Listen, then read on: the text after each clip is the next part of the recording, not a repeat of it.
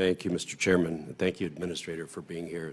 Not at all. One of the risks of being a freshman is I'm right down here in the line of fire with you. But I just had one question in the light of the Chairman's wanting to get to the other people who have been so patient waiting here.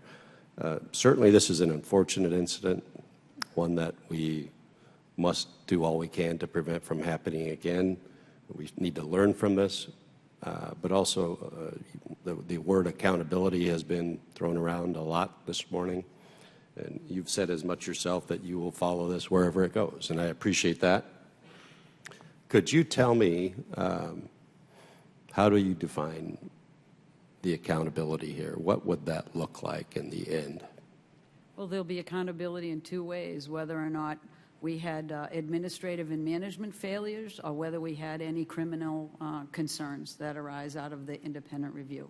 Those are two related but separate issues.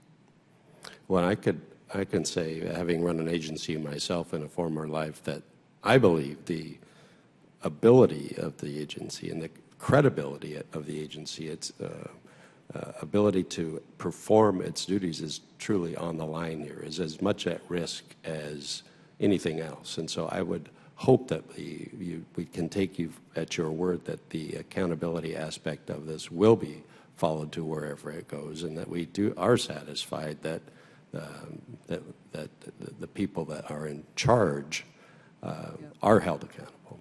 Well, I know that we have both the Inspector General who looks at these issues in the Oversight Committee, and I expect we'll be able to walk through the accountability issues when all the facts are on the table.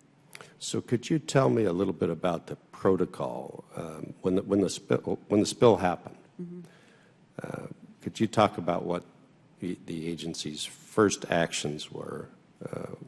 What protocols are for this kind of a spill? The sequence that we expect from the agency or anybody in this situation is first and foremost to protect the folks that are on the site, to make sure that there is no potential for humans for safety issues to arise. And then the second issue is the challenge is to minimize the spill as much as you can to get that under control. And the third is to take a look at the impacts downstream so that you can address those and mitigate those as well. And then obviously there's a longer term challenge of making sure that there is appropriate compensation through the Claims Act. And in the case of EPA, where we had partners working with us in states and tribes to also reimburse them for their expenses. Can you say whether or not that these protocols were all followed, and were there any, just as importantly, that were not or not followed as well as they should have been? Hindsight, I know, is 2020. Yeah, I am not aware that we didn't follow the correct procedures. I am certainly aware that we could have done better on notification.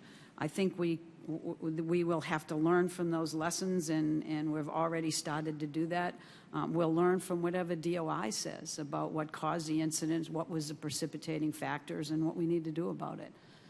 Unfortunately, sometimes you learn from some of the worst things, and this is one of them.